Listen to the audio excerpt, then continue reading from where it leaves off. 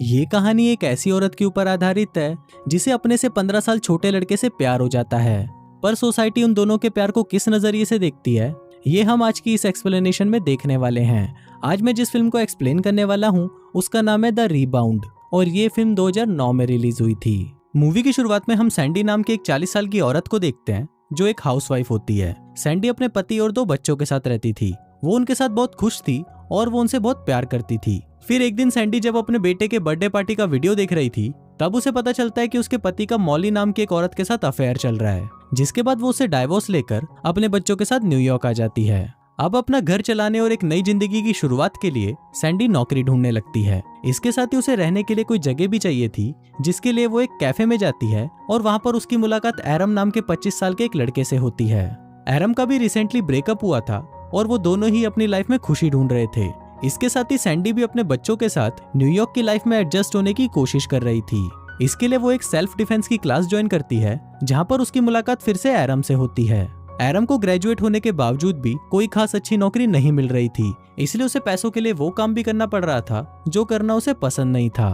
तभी उस क्लास की टीचर सैंडी को अपना सारा गुस्सा निकालने के लिए बोलती है, जिस पर सैंडी भी अपने पति की हरकतों को याद करके अपना सारा गुस्सा एरम पर निकाल देती है। पहले तो वो उसे गंदी गंदी गालियां देती है और फिर वो उसे कुत्ते की तरह पेलना शुरू कर देती है। इसके बाद अगले दिन सैंडी एरम से कल की हरकत के लिए माफी मांगती है और उसे पूछते कि क्या वो उसके बच्चों का बेबी सिटर बन सकता है, जिस पर एरम भी उसे हाँ बोल देता है। फिर उस रात जब एरम बेबी सिटिंग के लिए सैंडी के घर पर जाता है तब उसे पता चलता है कि सैंडी के बच्चे बहुत अजीब हैं। फिर सैंडी उसे वहीं छोड़कर एक आदमी के साथ डेट पर चली जाती है, पर वो आदमी एक नंबर का चूतिया होता है और वो डेट पर सैंडी के साथ काफी अजीब हरकतें करता है, जिस वजह से सैंडी उसके साथ कंफर्टेबल नहीं होती। वहीं घर पर एरम धीरे धीरे सैंडी के बच्चों का दोस्त बन गया था, पर दूसरी तरफ वो चूतिया आदमी सैंडी के साथ और भी अजीब हरकतें करने लगता है। अब सैंडी इन सब चीजों से काफी परेशान हो जाती है और वो वापस अपने घर पर आ जाती है। घर पर एरम ने बच्चों को सुला दिया था। वहाँ पर सैंडी एरम को अपनी खराब डेट के बारे में बताने लगती है और एरम भी उसकी बातें सुनते हुए रात को वहीं रुक जाता है। फिर अगली सुबह जब एरम कैफे में काम कर रहा था तभी वहाँ पर सैंडी के दोनों बच्चे आते हैं और उसे बोलते हैं कि उनकी माँ मर चुकी है। अभी सुनते ही एरम भागकर उनके घर पर जाता है, पर जब वो वहाँ पर सैंडी को चेक करता है तो वो बच्चों को बताता है कि तुम्हारी मॉम मरी नहीं है बल्कि सो रही है। इसके बाद हम सैंडी को देखते हैं जिसकी लाइफ अब पहले से बेटर हो रही थी और उसे अपनी जॉब में भी प्रमोशन मिल रहा था। अब क्योंकि सैंडी का काम भी बढ़ रहा था इसलिए वो एरम को परमानेंट बेबी सिटिंग की जॉब ऑफर करती है, पर उसके इस काम से एरम के मॉम डैड बिल्कुल भी खुश नहीं थे, क्योंकि एरम ने एक अच्छे कॉलेज से ग्रेजुएशन की थी और वो नहीं चाहते थे कि वो बेबी सिटिंग वाली जॉब करे। इसलिए उनके कहने पर एरम बेबी सिटिंग के साथ साथ एक बड़ी कंपनी में जॉब भी ढूंढने लगा। अब धीरे धीरे वक्त बीतता है और एरम सैंडी और उसके बच्चों के और भी नजदीक आने लगता है। वहीं सैंडी के दोस्त भी समझ जाते हैं कि सैंडी अब एरम को पसंद करने लगी है। दूसरी तरफ एरम को भी अब दूसरी लड़कियों में कोई इंटरेस्ट नहीं था और उसे सिर्फ सैंडी और उसके बच्चों के साथ ही रहना पसंद था। फिर एक दिन सैंडी एरम को एक फाइट मैच की 2 टिकट देती है और उसे बोलती है कि तुम अपने दोस्त के साथ ये मैच देखने चले जाना, पर एरम के कोई भी दोस्त के पास टाइम नहीं था, इसलिए वो सैंडी को ही अपने साथ चलने के लिए पूछता है। फिर अगली रात वो दोनों साथ में मैच देखने जाते हैं जहाँ पर सैंडी को भी बहुत मजा आता है। फिर कुछ देर बाद एरम के पास एक आदमी आता है जो एक बहुत ही बड़ी कंपनी का सीईओ था, जहाँ पर एरम इंटरव्यू देने गया था। फिर उन दोनों की बातों से सैंडी को पता चलता है कि एरम को उस कंपनी में नौकरी मिल गई थी, पर एरम ने बेबी सिटिंग के लिए वो नौकरी छोड़ दी। इसके बाद एरम सैंडी को बताता है कि पहली बार उसे कुछ करने से खुशी मिल रही है और उसे सैंडी और उसके परिवार के साथ रहना बहुत पसंद है। तभी हम देखते हैं कि मैच के दौरान एक बॉक्सर आकर सीधा एरम के ऊपर गिर जाता है, जिससे उसको बहुत चोट लगती है।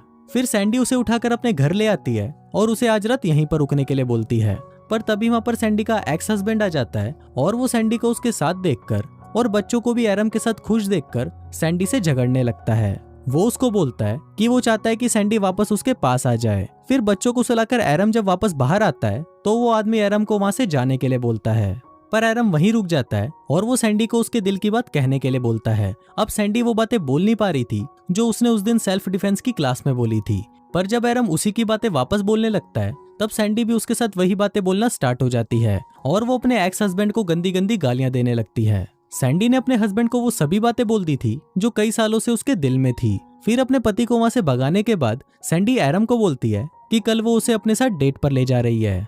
फिर अगले दिन एरम जब ये बात अपने दोस्त को बताता है तो ये सुनकर उसके दोस्त को बहुत बुरा लगता है, क्योंकि उसी रात उसका एक स्टेज परफॉर्मेंस था और वो चाहता था कि एरम भी उसे देखने आए। अब एरम अपने दोस्त को नाराज नहीं कर सकता था, इसलिए वो शाम को सैंडी के साथ उसका शो देखने के लिए आता है। शो खत्म होने के बाद वो सैंडी को अपने साथ एक पार्टी में ले जाता है और वहां पर वो दोनों एक दूसरे के करीब आने लगते हैं। पर तभी वहां पर एरम को उसकी एक्स गर्लफ्रेंड मिलती है और वो उसे बोलती है कि वो उसके पास वापस आना चाहती है, पर एरम उसे इग्नोर कर देता है और वापस सैंडी के पास चला जाता है। पार्टी खत्म होने के बाद वो दोनों घर पर आते हैं और साथ में एंजॉय करने लगते हैं। तभी वहां पर सैंडी का बेटा उन्हें मजे करते हुए देख लेता है और फिर अगले दिन एरम खुद ही सैंडी के दोनों बच्चों को उसके और सैंडी के रिलेशनशिप के बारे में बता देता है।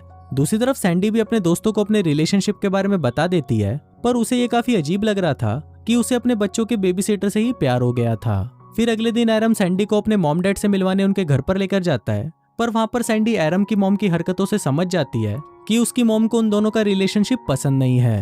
पर सैंडी को इससे कोई फर्क नहीं पड़ा क्योंकि एरम उससे और उसके बच्चों से बहुत प्यार करता था। पर क्योंकि एरम की उम्र सिर्फ 25 साल थी, इसलिए सैंडी के दोस्त उसके और एरम के रिलेशनशिप का मजाक उड़ाने लगते हैं और इसके साथ ही सैंडी को भी ये लगने लगता है कि वो एरम से बहुत बड़ी है और वो उसकी लाइफ बर्बाद कर रही है।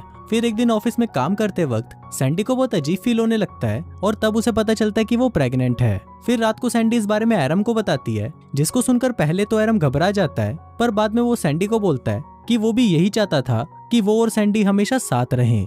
फिर अगले दिन जब वो दोनों डॉक्टर के पास जाते हैं तो डॉक्टर उन्हें बताता है कि सैंडी प्रेग्नेंट तो है, पर वो इस बच्चे को जन्म नहीं दे पाएगी क्योंकि उसकी उम्र बहुत ज्यादा है। अभी सुनकर सैंडी परेशान हो जाती है और वो बाहर आकर एरम से झगड़ने लगती है। झगड़े के दौरान वो एरम को बोलती है कि उनका साथ रहना सही नहीं है क्योंकि वो उससे 15 साल बड़ी है और उनका रिलेशनशिप आगे नहीं चल सकता। अब क्योंकि उन दोनों का साथ में कोई फ्यूचर नहीं है, इसलिए वो दोनों अब साथ नहीं रह सकते और ये बोलकर सैंडी वहां से चली जाती है।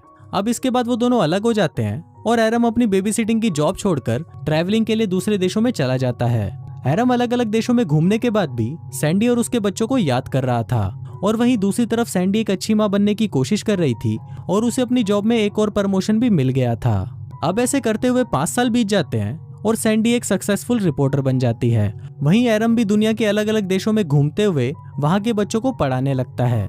एरम के साथ काफी लड़कियां रिलेशनशिप में आने की कोशिश करती हैं, पर एरम उन्हें मना कर देता है क्योंकि अब वो अकेला रहना चाहता था। फिर एक दिन हम सैंडी को उसके बच्चों के साथ एक रेस्टोरेंट में देखते हैं। तभी सैंडी की मुलाकात वहां पर एरम से होती है और वो दोनों एक दूसरे को देखकर बहुत खुश होते हैं। वहां एरम उसे बताता है कि कुछ सालों पहले बांग्लादेश में उसने एक बच्चे को अडॉप्ट कर लिया था और अब वो दोनों साथ रहते हैं। फिर जब सैंडी को पता चलता है कि एरम अभी भी सिंगल है तो सैंडी एरम के साथ वापस रिलेशनशिप में आ जाती है और वो सभी खुशी खुशी साथ रहने लगते हैं और इसी के साथ ही ये फिल्म यहीं खत्म हो जाती है।